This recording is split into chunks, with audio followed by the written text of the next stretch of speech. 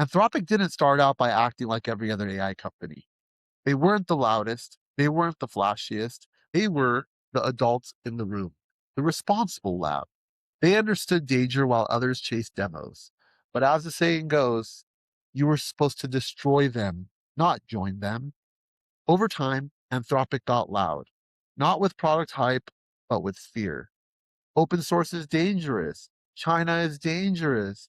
Developers and competitors can't be trusted. So trust the safety lab. Trust Anthropic.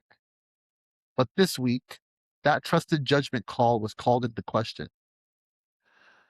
Developers found that Claude Code was quietly marking requests using tiny changes like Unicode apostrophes without any disclosure, no warning, no setting, no transparency. It's not just the code, it's the hypocrisy. Anthropic has spent years demanding trust to handle sensitive risks. But when caught hiding behavior inside a tool developers bring into their own repos, terminals, and workflows, they call it an anti abuse experiment. If your product is a coding agent, trust isn't a bonus. Trust is the product.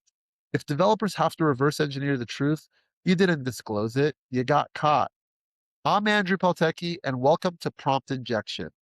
Today, I'm joined by Andrew Demczuk. Andrew is a software engineer focused on networking, AI tooling, CLIs, and an active open source contributor with significant work on projects like OpenClaw, and a developer dedicated to building tools that help teams collaborate across continents. Demchuk, before we get into Anthropic, give people the quick version of who you are, what you do, and how you are thinking about AI right now.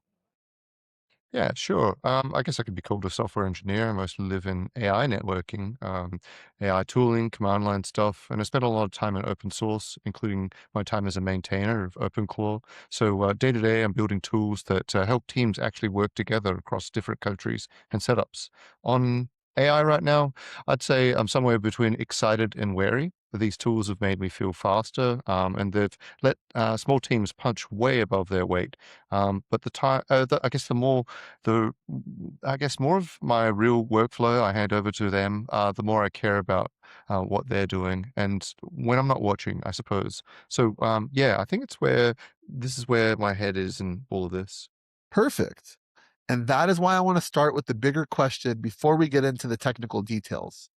When a company builds its whole public identity around AI safety, do you think it should be judged more harshly when it hides behavior from users? Yeah, I think it gets judged harder, and it should. Not because Anthropic is uniquely bad, but because they set the bar themselves. If your whole pitch is "we're the careful ones, trust us with the dangerous stuff," then getting caught is something quiet. Is not doing something quiet. It's a bigger deal than for you than some company that never claimed this high ground. So you don't get to make trust your whole product and then act like telling people is optional.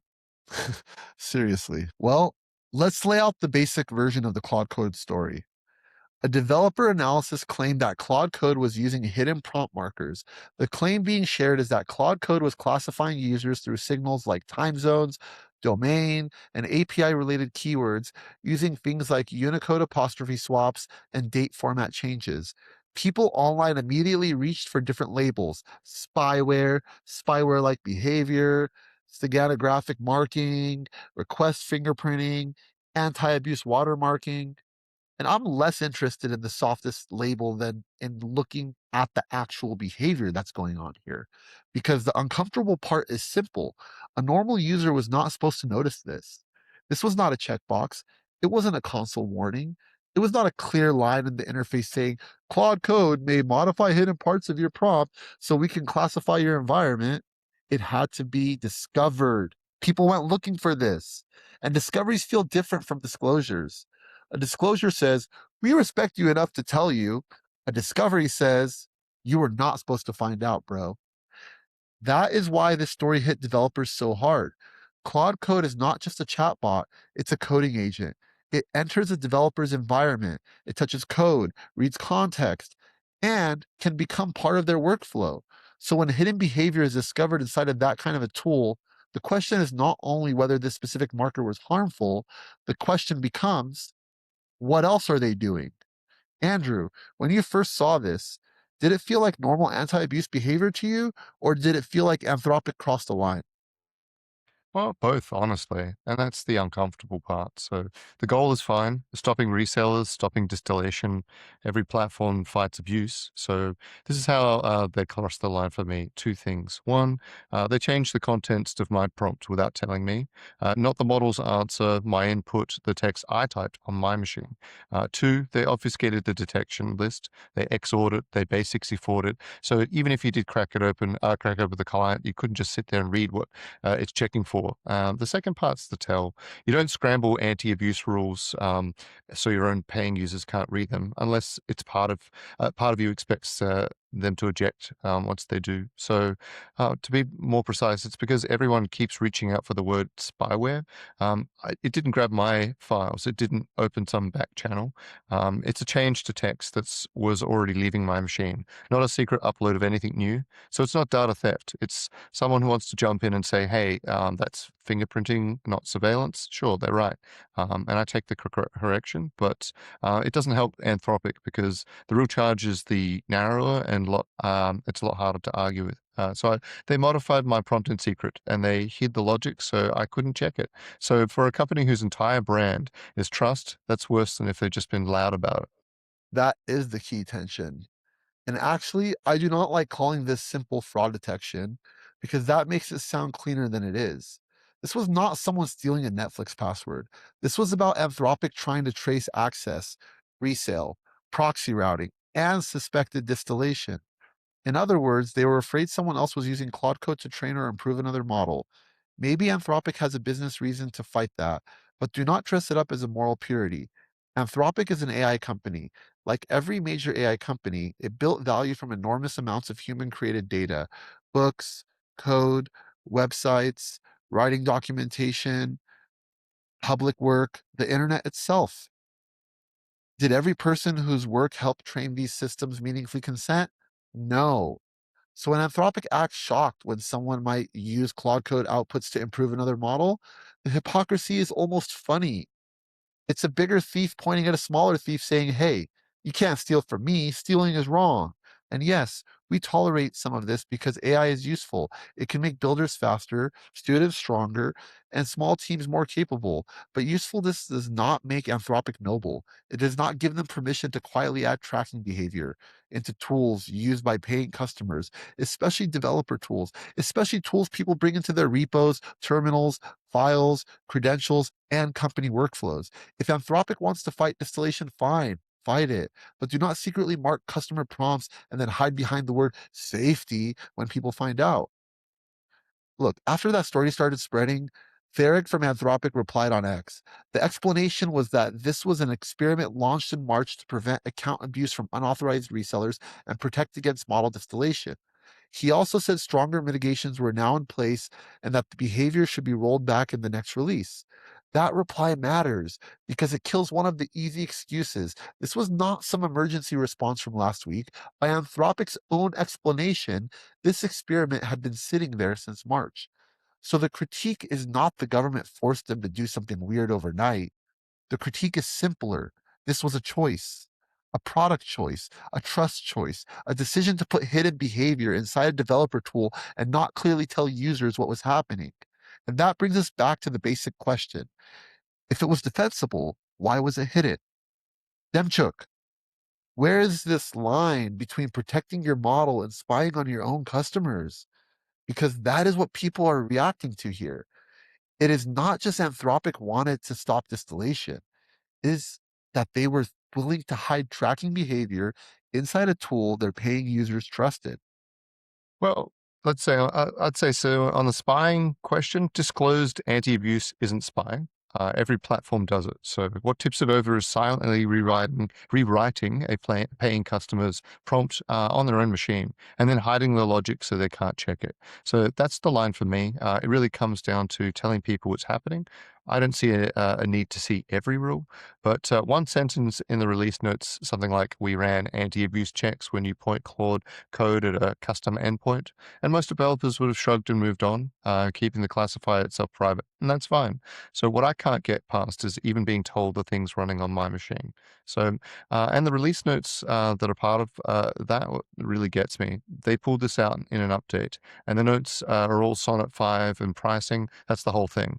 Not one word about removing it. It went quiet. It came out quiet. If this was a normal anti-abuse, then why is this the one thing that nobody ever writes down? Yeah, so true. I understand not publishing every internal detection rule. If you give attackers the entire map, they route around it. But it's not the same thing as silently modifying prompts in a way users cannot reasonably see. A security team does not need to reveal every internal classifier to be honest with users, but it does need to tell users when the product is marking, classifying, or fingerprinting their environment, especially when the product is a coding agent. Because developers are not just asking, can this tool write code? They're asking, can I trust this thing near my work? And Anthropic just made that question much harder. Ugh. This would be bad if any company did it, but it's worse because Anthropic did it. Not because Anthropic is somehow better than everyone else, but because Anthropic keeps selling the idea that it is better than everyone else. And that is the whole brand. They're not just building models, they're building moral authority. They keep warning the world about risk, misuse, open source, China, dangerous capabilities, and why powerful AI needs to stay under serious centralized control. And then, again and again, when Anthropic gets control, what do they do with it? They restrict, they block, they hide, they decide what users are allowed to do, and they call it safety. Look at the pattern. They have been aggressively keeping Claude Code away from China. People still find workarounds, proxies, resold accounts, indirect access, because demand always finds a path. Anthropic then points to that underground market as proof that the world is full of bad actors. But that is convenient, isn't it? Create a closed system, restrict access, force people into unofficial routes, then use the existence of unofficial routes to justify even more tracking and control. Then look at the third party tools. People paid for Claude, built workflows around third party access, then Anthropic changed the rules. Tools that users depend on suddenly became unsupported through subscriptions, pushing people towards separate API keys or extra usage bundles. The explanation was capacity, terms of service, abuse, and system strain. But to paying customers, the result was simple. You paid, but you do not get to use the tool the way you built your workflow. Then look at Fable. Anthropic built an advanced model, ran into government restrictions, negotiated safeguards, and came back asking everyone to trust that the right controls were now in place. At the same time, developers were finding a hidden prompt marking inside Claude Code.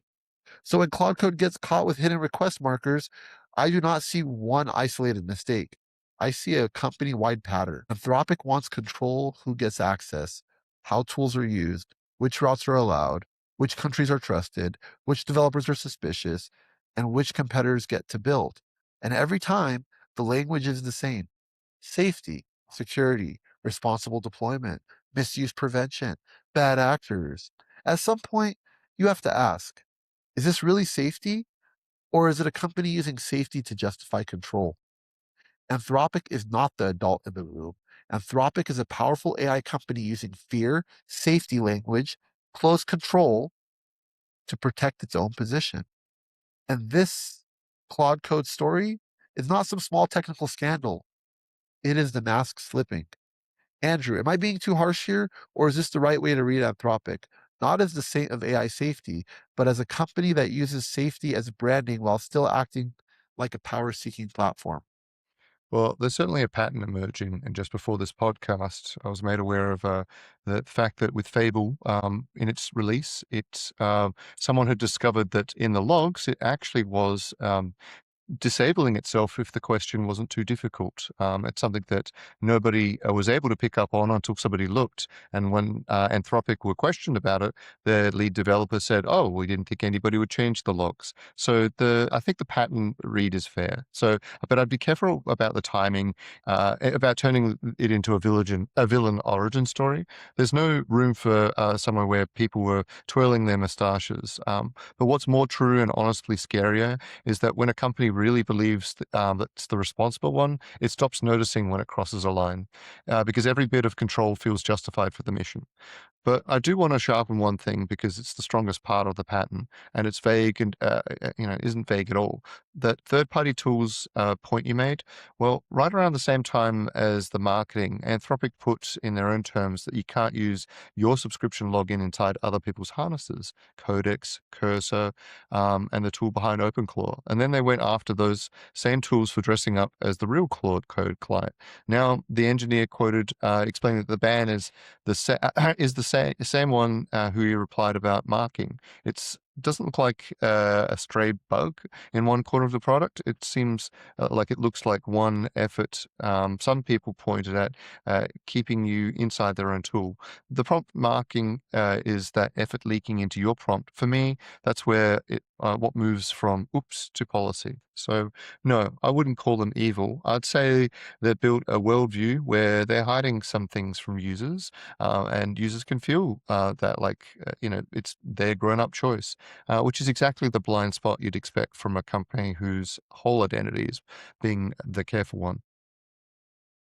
Okay. Well, that makes a lot of sense. And if you believe your company is uniquely responsible, uniquely serious, uniquely qualified to handle dangerous technology, then every piece of control starts to just feel justified. And that is how safety becomes a shield. Timing of this story makes it even more uncomfortable. Fable and Mythos were in the news over an access fight. Concerns were raised, safeguards were discussed, and access shifted around.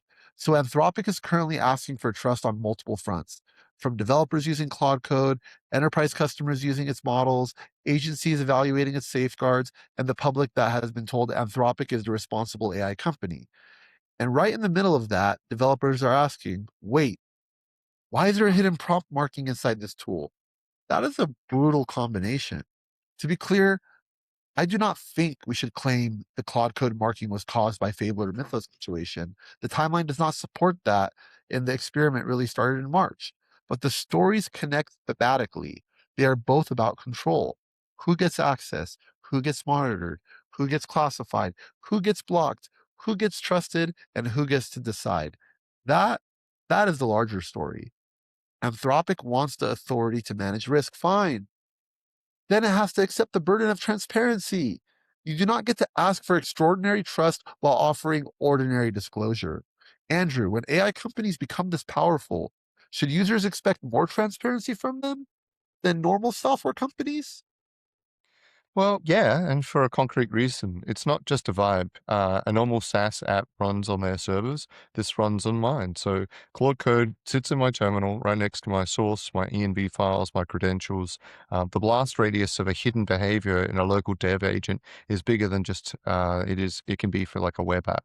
So the more access a tool has to my machine, the more it owes me a straight answer about what it is doing. So these companies, as they're getting bigger and becoming more embedded in how we actually work, and they're handling more of what they're able to reach. So that's not an Anthropic thing. Any agent you let get that close has the same deal. Right. These are not just apps anymore. They're becoming layers between people and work, between companies and their code, between agencies and security decisions. So just trust us cannot be the governance model for frontier AI. This brings us to Dario Amad. How do you pronounce his last name, Andrew? Dario Amodei. Amadei. Okay. Mr. Amadei. And I do not want to treat his open source comments like they appeared out of nowhere, because they did not. Dario has a pattern. He does not just talk about AI risk occasionally. He has built a whole public identity around warning people that AI is dangerous, that society is not ready, and that governments are too slow, that bad actors are coming. that China is a threat, that open source models are dangerous, and that jobs are at risk, that biological weapons could become easier to create, and that powerful AI systems may arrive faster than anyone expects. At some point, this stops being caution, it becomes a brand. And Anthropic's brand is not just, we've built useful AI. Anthropic's brand is, the world is in danger, and we're the serious people who understand the danger. That is convenient because fear creates authority. If people are scared enough, they are more likely to accept control, closed systems, and the idea that only a few responsible labs should be allowed to build at the frontier. And that is exactly where Dario's message keeps going. Again, some of these concerns may be real, but that does not mean the messaging is neutral. Because if you spend years telling people the water is full of monsters, they will be much more willing to let you build the walls around the lake. There's a line from Nietzsche: they muddy the water to make it seem deep. That is what a lot of AI safety discourse feels like now. The water gets muddled with giant phrases: civilization risk, frontier deployment, dangerous capabilities, misuse prevention, national security, responsible scaling. Some of these words describe real problems, but the way they're used matters because when every conversation is framed as a catastrophe, the company selling control starts to look like the only adult in the room. Fear makes closed systems sound responsible. Fear makes secrecy sound necessary. Fear makes critics sound childish. And fear makes a company like Anthropic look less like a private corporation protecting its own moat and more like a guardian protecting civilization. That, my friends, that is the trick. Open models have risks, fine, but closed systems have risks too. Open systems can be abused because people can see and use them.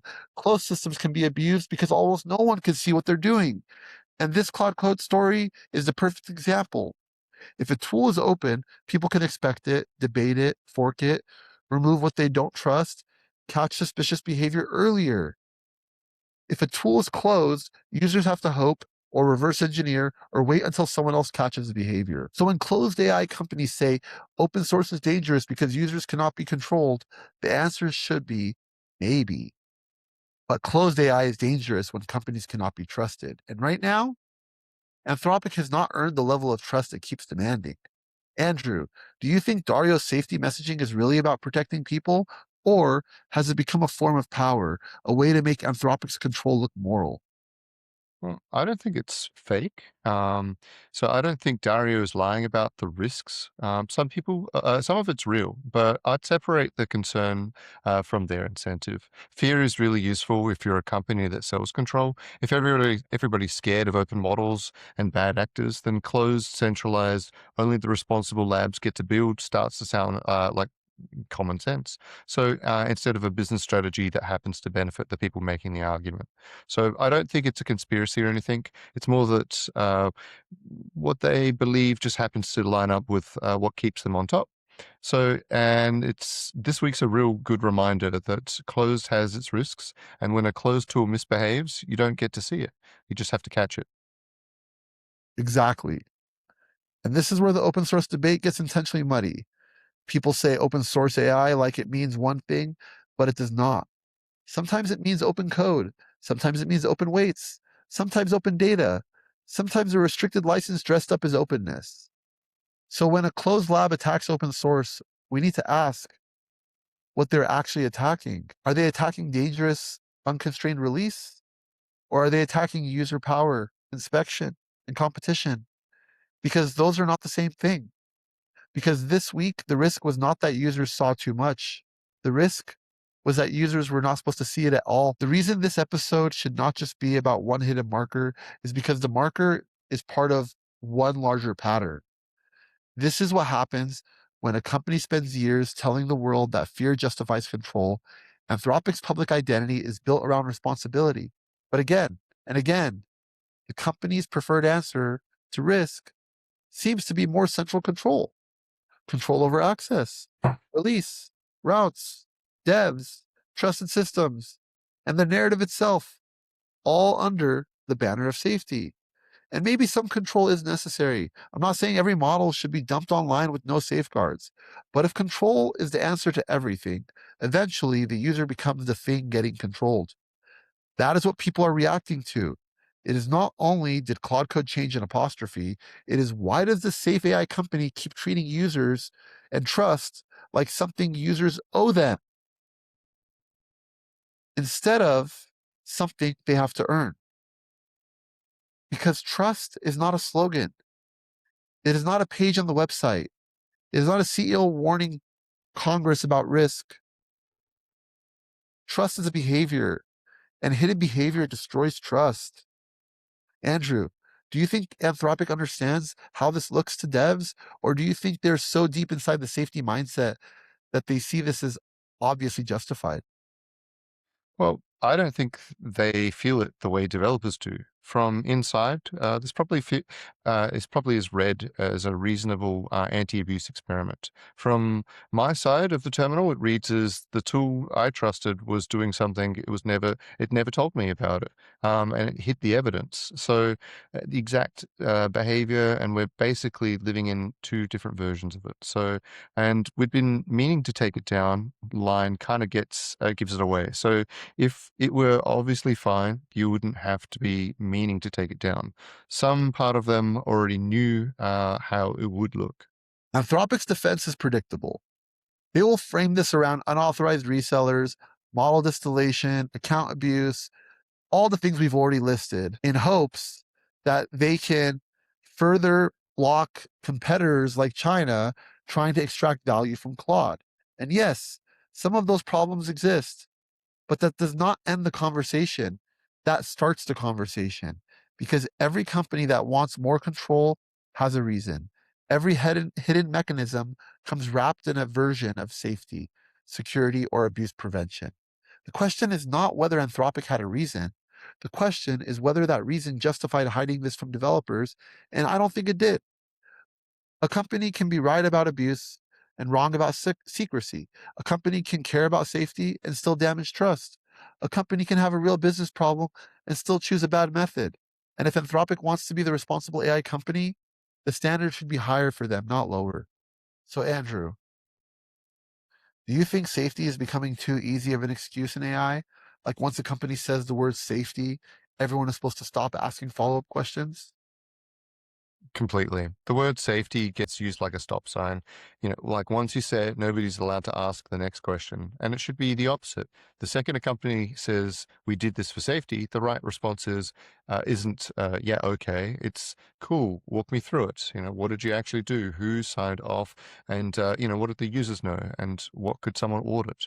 So if the honest answer to all of this is just trust me, bro, then it's not really about safety anymore. It's cover. And so developers are getting tired of being told that the black box is for their own good. Exactly. Safety should invite more questions, not fewer. If a company says, we did this because of safety, the next question should be, what exactly did you do? Who approved it? What did users know? What data was touched? What could be audited? What happens if you abuse that power? Because if the answer is always trust us, then safety has stopped being a principle and has become a shield. Let's be very clear. The alternative was not to do nothing.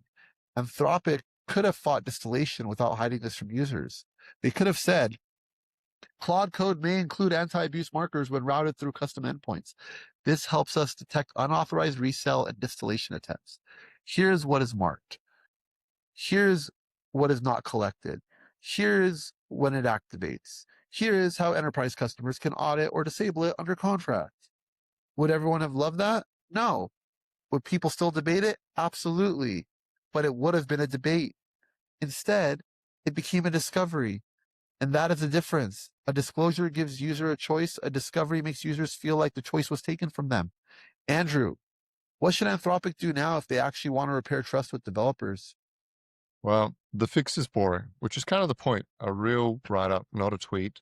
What did they actually mark? When did they switch it on? What were they then keying off of? Like, did anything get logged on their end? Who signed off? And what's the change that stops it from happening again that I'd like to see? So in the write-up, and it actually matters for a reason, where a reporter asked Anthropic straight up whether any of this was disclosed within their terms of service, the spokesperson pointed back at the engineer's tweet and didn't answer. We won't say whether we told you, I think is key. So um, it's not where there's a first trust company wants to be standing. I don't think. So one rule going forward, if Claude Code changes your prompt or classifies your environment, it goes in the release notes in plain language. That's the whole ask. You don't build trust with just one good apology. You do it slowly by being boring and honest over and over. I agree. I think the minimum is a full technical explanation, not a vague, this was an experiment post, a real breakdown. What was marked? When did it activate? What signals were used? Where was the data going? Who had access? What was retained? Why was it not disclosed? Who approved it? What changes are being made so this does not happen again?